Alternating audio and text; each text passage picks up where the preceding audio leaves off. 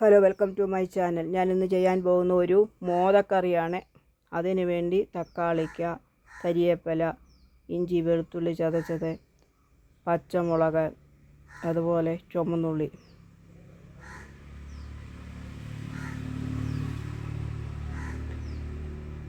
എണ്ണ തിളച്ച ശേഷം അതിനകത്തോട്ട് ഈ പച്ചക്കറി, കരിവേപ്പില എല്ലാം കൂടി ഇട്ട് വഴറ്റി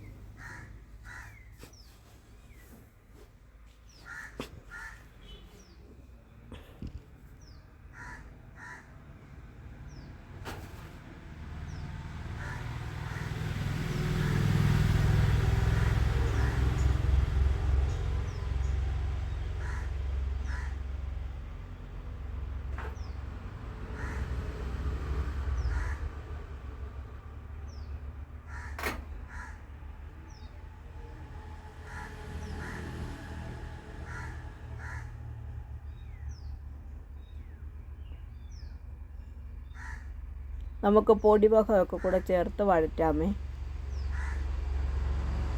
മുളക് പൊടി, മല്ലിപ്പൊടിയൊക്കെ.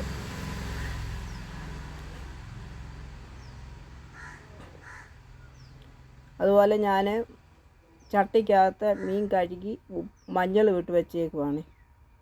മഞ്ഞൾ ചേർത്ത് വെച്ച്, മഞ്ഞൾ ഇച്ചിരി അതിനകത്ത് ഇട്ട് വെച്ചിട്ടുണ്ട്.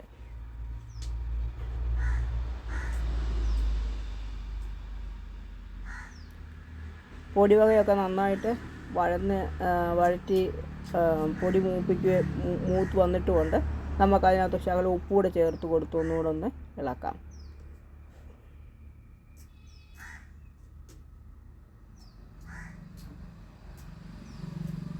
നമുക്കിതിനകത്ത് ഇനിയും കുറച്ച് വെള്ളം ഒഴിച്ച് കൊടുക്കണം.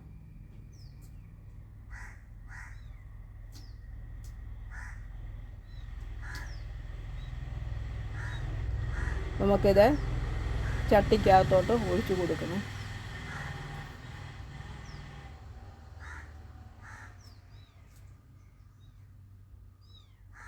ചട്ടിക്കകത്ത് ഒഴിച്ച് അടുപ്പേ വെക്കുക.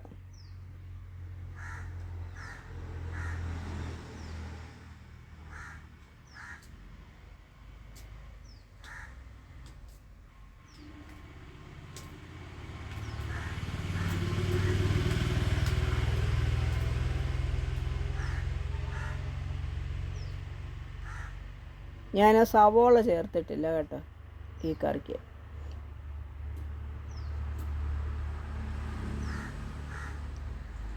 അതുപോലെ കുരുമുളകും ഉലുവായും കൂടെ വറുത്ത് പൊടിച്ച് ഞാൻ ചേർക്കുകയാണ് ചെയ്യുന്നത്. അതൊക്കെ പുളി ഇട്ട് കൊടുക്കാം. തോടംപുളിയാണ്.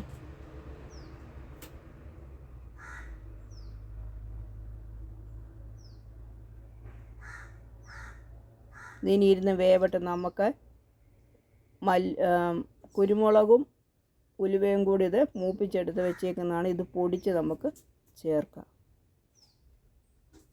കറി നല്ല കൂട്ട് തിളച്ച് വന്നിട്ടുണ്ട്. നമുക്കതിനകത്തോട്ട് ഉലുവയും കുരുമുളകും കൂടെ പൊടിച്ച് ചേർത്ത് കൊടുക്കാം. നല്ല ടേസ്റ്റുള്ള ഒരു കറിയാണ്. ഒന്ന് വെച്ച് നോക്കുക. അതുപോലെ ഇഷ്ടമാകുന്നവർ ലൈക്ക് ചെയ്യണം, ഷെയർ ചെയ്യണം, സബ് ചെയ്യണം.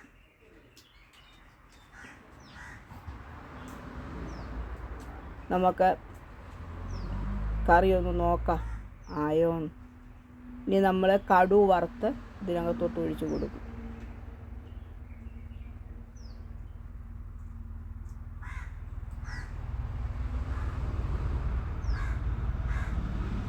ഞങ്ങൾക്കിവിടങ്ങളിൽ ഇപ്പം മോദയാണ് കൂടുതലും കിട്ടുന്നത്. അതുകൊണ്ടാണ് മോദ വാങ്ങിച്ചത്.